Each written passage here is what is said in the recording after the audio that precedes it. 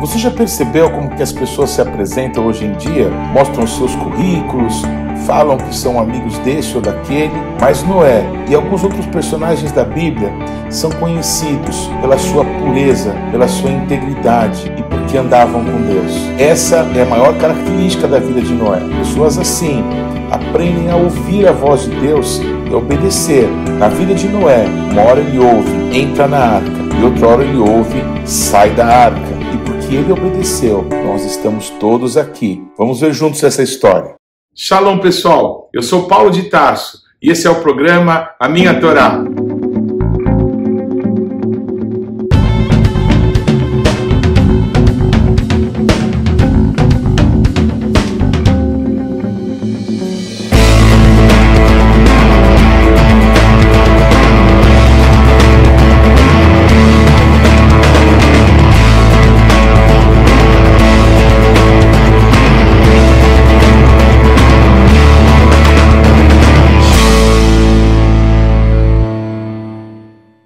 Por favor, gaste agora alguns segundos, interaja conosco, deixe aí o seu like, faça algum comentário, torne esse vídeo ainda mais relevante, compartilhe com os teus amigos. E se você não se inscreveu ainda, não deixe de se inscrever nesse canal.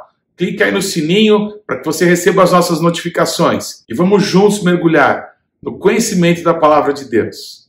Shalom, pessoal, tudo bem? A paraxá de hoje é a paraxá Noé. Um dos personagens e uma das histórias mais conhecidas de toda a Bíblia. Acho que não há pai que não tenha contado essa história para os filhos, nem filho que não tenha brincado com os bichinhos e imaginado essa história tão incrível. E essa história começa com o pai de Noé marcando a sua vida com esse nome, Noah, que é uma palavra da família, da palavra Naham, que quer dizer consolo. Noé veio para trazer consolo, para trazer descanso, para trazer refúgio, no meio de uma época terrível, porque a terra era amaldiçoada por conta do pecado do homem, e o trabalho que se fazia era muito árduo e sem frutos.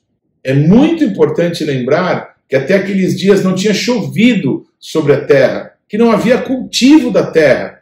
Então, os seres humanos, eles eram coletores, e talvez caçadores, deveriam sofrer muito, porque depois de trabalharem numa região, se acabavam os alimentos dali, eles tinham que migrar, sempre buscando alimento, buscando abrigo. E as principais características de Noé são três. Ele era um homem, em português, justo e bom, e ele andava com Deus. Em hebraico, essas palavras ganham um sentido ainda mais profundo, porque a palavra tam, que é traduzida como bom, em hebraico ela quer dizer íntegro, quer dizer perfeito. Noé, ele tinha uma integridade, não apenas visível, mas alguma coisa interna. Alguns que entendem que naquele período de contaminação terrível, porque os filhos de Deus possuíram as filhas dos homens, Noé era uma pessoa que não tinha esse tipo de deformação na sua própria vida. Então ele tinha uma integridade, uma pureza interna. Eu não quero entrar no mérito do que uns ou outros pensam a respeito dessa contaminação que aconteceu, mas queria me ater ao fato de que Noé era uma pessoa livre desse tipo de debilidade. Além disso, Noé era uma pessoa chamada de tzadik. Ele era uma pessoa justa. E essa justiça não vem dele mesmo, mas vem dessa terceira característica que para mim é mais importante. Característica que, por exemplo, a gente também vê na vida de Abraão e na vida de Davi. Noé andava com Deus, ou Deus andava com Noé. A expressão em hebraico é Et Elohim hatachalacha Noah. E Deus andava com Noé, ou Noé andava com Noah. Um relacionamento. No relacionamento que nós podemos ter com Deus, há uma transformação. Quanto mais nos relacionamos com Deus, mais o queremos, mais o desejamos, mais aprendemos dele. E Yeshua disse, aprendam de mim, que sou manso e humilde de coração. Essa integridade interna que havia em Noé, ela manifesta também através da justiça, da separação que havia de Noé, pelo relacionamento que ele tinha com Deus. O antepassado também famoso de Noé era Enoque, aquele que andava com Deus e por isso Deus o tirou, Deus o arrebatou. É muito interessante que o Enoque foi arrebatado, mas a expressão nassa, que quer dizer ser elevado, é uma expressão própria para o arrebatamento que um dia esperamos que aconteça conosco, para que possamos nos encontrar com o nosso Deus nas alturas. Ela fala que aconteceu com toda a arca de Noé, que foi elevada do chão. Então, na passagem de Enoque, ele é levado, mas agora na história de Noé, através desse homem, todos que estão com ele são elevados. O relacionamento com Deus pode promover coisas extraordinárias na nossa vida. E uma das coisas marcantes na vida de Noé é que houve um momento em que Deus, resoluto em exterminar todo ser que tinha fôlego de vida na face da terra, o nosso Deus achou graça na vida de Noé. O nosso Deus viu essa diferença que havia dele para todos os outros, porque ele tinha esse relacionamento com Deus, além dessa pureza de coração. E o nosso Deus, então, por causa de Noé, decidiu não extirpar o ser humano, mas salvar aqueles que tinham esse tipo de característica. Mas então, havendo apenas Noé em toda a sua geração com essa característica, nós aprendemos algo muito poderoso, que Deus não destrói o justo com o ímpio. No futuro, quando Abraão argumentava com Deus, se tivessem 10 justos, se ele destruiria Sodoma e Gomorra, o nosso Deus disse para Abraão, eu não destruirei se lá em Sodoma e Gomorra tiverem 10 justos. O Abraão para de interceder. Mas nessa situação, só havia Noé, que era um justo e que era uma pessoa íntegra. Mas Deus não destrói o justo com o ímpio. Deus o salva, Deus o tira, Deus o eleva. E essa é uma esperança para nós. Não porque tenhamos justiça em nós mesmos, mas por causa da justiça que nos foi dada através de Yeshua. Nesse sentido, Noah, esse que vai dar consolo, ele é uma figura de Yeshua, aquele que teria o Espírito Santo, aquele que nos daria do seu Espírito como um legado, como uma marca, como um penhor, para que um dia pudéssemos também nós sermos tomados desse mundo quando o juízo que o nosso Deus vai manifestar cair sobre toda a terra. O nosso Deus pede para Noé uma coisa que parece tão absurda, que parece tão descabida. Deus pede que ele construa uma grande arca, um barco gigante, no meio da terra. Não tinha chovido, ninguém imaginava o que se poderia acontecer com aquele barco, aquela construção enorme, diferente. E a palavra de Deus nos mostra então que Noé obedeceu a Deus em tudo e fez a arca exatamente como Deus lhe tinha ordenado. Ele preparou os alimentos e recebeu todos os animais que começaram a chegar no tempo certo, segundo a ordem de Deus. Se Deus te pedisse uma coisa tão difícil e tão grande quanto essa, você faria? Talvez nenhum de nós terá nenhuma grande oportunidade como essa, se nós não aprendermos a obedecer às pequenas coisas que Deus nos fala a cada dia. O relacionamento com Deus nos permite ouvi-lo e decidir obedecer. Se formos fiéis no pouco, Deus nos colocará sobre o muito. Não adianta dizer que nós morreremos por Jesus, como Pedro disse um dia, se ele não estava preparado ainda para não negá-lo quando fosse confrontado debaixo de muito medo. Noé obedeceu a Deus em tudo. E houve um momento em que o nosso Deus disse, vem você e toda a tua família. Essa expressão, boatá, vem você, é traduzida em português como entra na arca. Eu gostaria de me ater ao termo em hebraico, vem você, porque por causa de Noé, a família dele foi salva. Por causa de Jesus, por causa de Yeshua, eu e você, a minha família e a tua, pessoas que amam a Deus e que através de Yeshua hoje têm um relacionamento com Deus, assim como nas gerações que foram antes de nós e as que virão depois de nós, todas essas pessoas só vão poder ter acesso ao Pai, só serão elevadas no tempo de maior juízo que esse mundo vai ver, por causa de Yeshua. O nosso Deus, Criador dos céus e da terra, disse para Yeshua, vem você, assenta-te do meu lado, e eu colocarei todos os inimigos no estrado de teus pés. Pede-me, e dar-te-ei as nações por herança, e as extremidades da terra por tua possessão. Pois Deus pediu a gente, Deus pediu a minha família e a tua família, Deus pediu a nossa nação, Deus pediu o Brasil. Eu quero dizer que o Noé, quando ele ouviu, vem você, Boatá, vem você, para entrar na arca, ele chamou a sua família, ele chamou a sua mulher, ele chamou os seus filhos, ele chamou as suas noras, ele chamou quem ele quis, ele chamou a sua família, as pessoas íntimas. Pois Yeshua vai chamar quem ele quiser, vai chamar as pessoas que são conhecidas pelo seu nome, as pessoas que decidiram abdicar das suas vidas, abdicar daquilo que era para elas importante, para entrar naquela arca.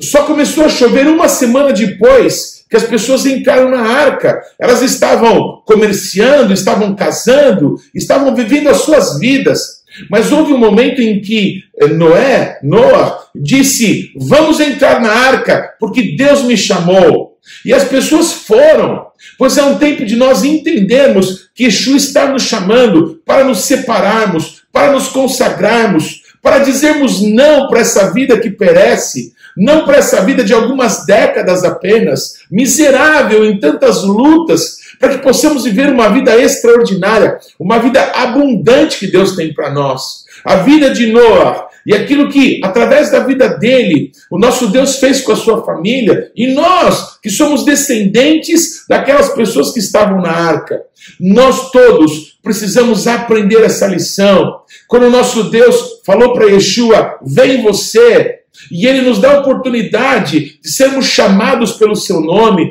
de fazermos parte da família de Deus, de chamarmos o nosso Deus, o Criador dos céus e da terra, de Abba, de Pai. Essa oportunidade não pode ser desperdiçada. Há muitos anos atrás, eu ouvi num bar mitzvah, aquela cerimônia em que um menino ele é reconhecido como homem diante da comunidade judaica. Um rabino aqui em São Paulo, porque esse bar mitzvah era justamente nessa semana de Noah, ele disse àquele rapaz, aquele jovem que estava ali sendo reconhecido como um adulto, olha, há momentos em que Deus diz para nós, Boatá, entra na arca.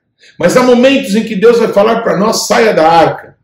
E a única maneira de nós termos uma arca, para que nós possamos estar salvos de momentos difíceis pelos quais todos passam, é nós construirmos uma arca. Eu achei isso incrível.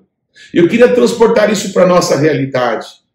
Não dá para desassociar a palavra arca, em hebraico, da palavra Aron, que é a arca santa, onde se guarda os rolos da Torá. Não dá na minha cabeça para desassociar uma coisa da outra.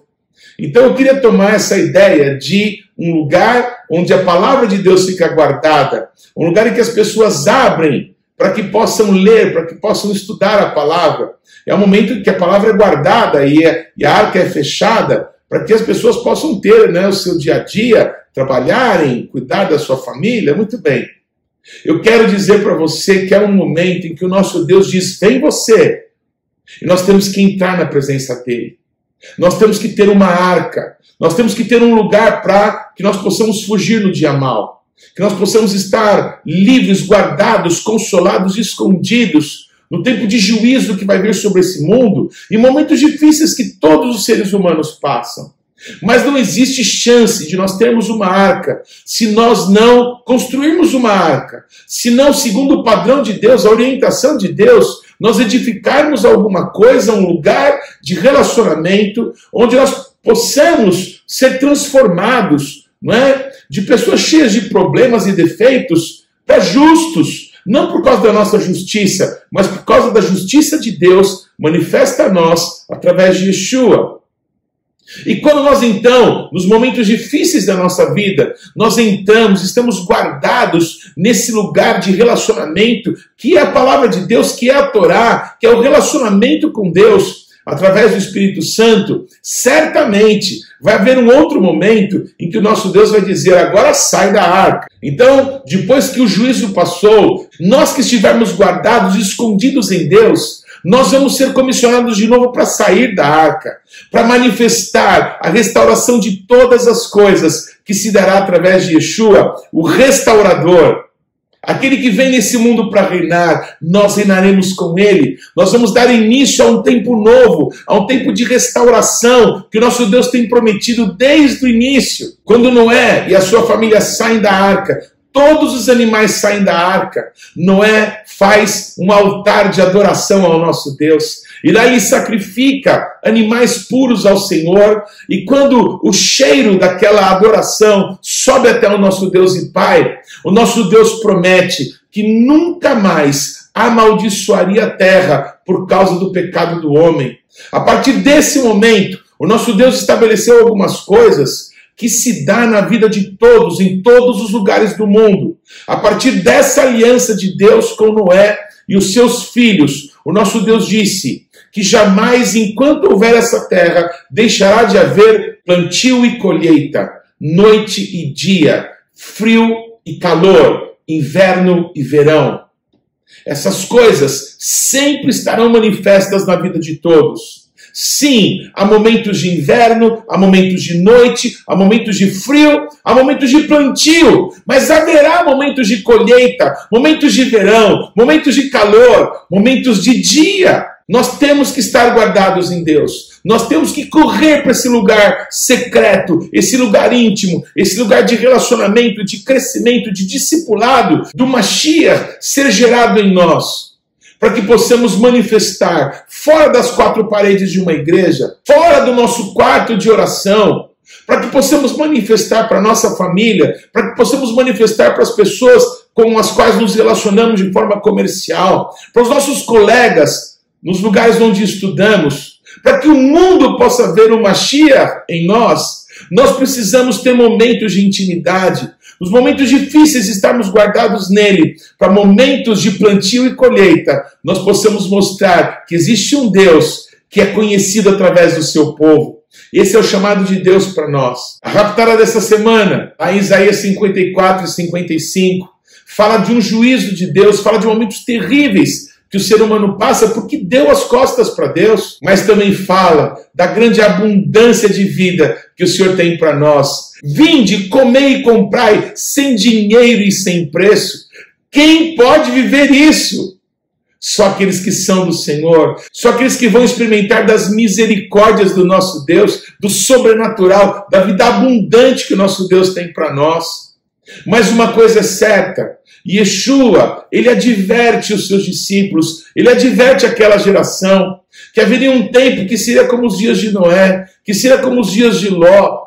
Muitas pessoas hoje zombam daqueles que são chamados pelo nome do Senhor, como se fôssemos reacionários, nos chamam de negacionistas, nos chamam de fundamentalistas.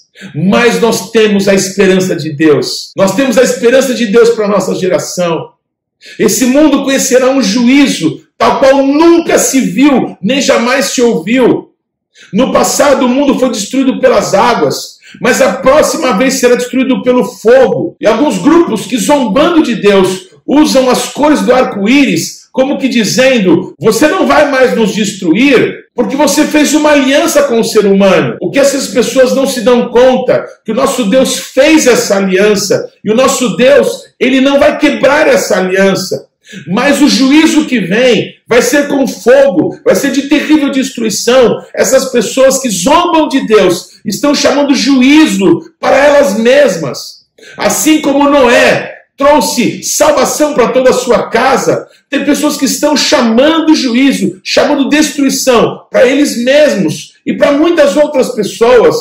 Mas o nosso Deus nos colocou nessa geração como corpo de Cristo, como a família de Deus, como aqueles que têm o Espírito Santo, para que possamos pregar, para que possamos anunciar que nos dias de Noé, que nos dias de Ló, as pessoas casavam e se davam em casamento, compravam e vendiam, tinham as suas vidas normais, mas há um momento, pouco antes da destruição, pouco antes do juízo, que nosso Deus chama o Noé, e por causa dele, permite que a sua família também venha, para que pudessem ser livres. É um tempo de separação, é um tempo de consagração que todos precisam ouvir, que todos precisam discernir, porque senão o juízo os pegará de surpresa. Aqueles que são de Deus não estão em trevas para que esse juízo nos pegue de surpresa, mas aqueles que são de Deus, por causa de Yeshua, por causa da misericórdia de Deus, vão ouvir com clareza que é o tempo da separação, que é o tempo da consagração, que é um tempo de arrependimento, para que possamos estar guardados, escondidos em Deus, na sua palavra, pelo seu Espírito, no relacionamento com Ele,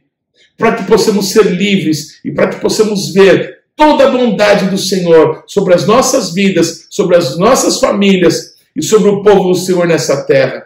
Bendito seja o nosso Deus, que nos ama dessa maneira, que se entregou de tal forma para que nós, destinados à morte, pudéssemos ser livres para viver uma vida segundo a bondade do Senhor. Eu quero encerrar lendo o texto lindo de Isaías 55:3. Inclinai os ouvidos e vinde a mim. Ouvi, e a vossa alma viverá. Porque convosco farei uma aliança perpétua, que consiste nas fiéis misericórdias prometidas a Davi. Que mitzion tesetorá, udvar Adonai, Yerushalayim. E de Sião virá a lei e a palavra de Deus de Jerusalém. Não se esqueça, o Shabat não pertence à semana que está terminando. O Shabat não pertence à semana que está começando. O Shabat pertence ao Eterno. Shabbat Shalom. Não deixe de ler ou de ouvir os textos que foram citados na Parashá dessa semana. Você pode acessá-los ou no nosso site ou nas principais plataformas de podcasts. O importante é que você, pessoalmente, mergulhe no conhecimento da Palavra de Deus. Você pode participar ativamente do programa Minha Torá, se inscrevendo no nosso canal, mandando perguntas, interagindo, compartilhando com seus amigos porções que vão te edificar. Mas também você pode fazer parte disso, semeando financeiramente, para que esse canal se desenvolva ainda mais. Então você pode usar os nossos dados bancários para que você possa fazer contribuições, para que a Palavra de Deus possa alcançar muitas outras pessoas. Vamos fazer isso juntos. Que Deus te abençoe.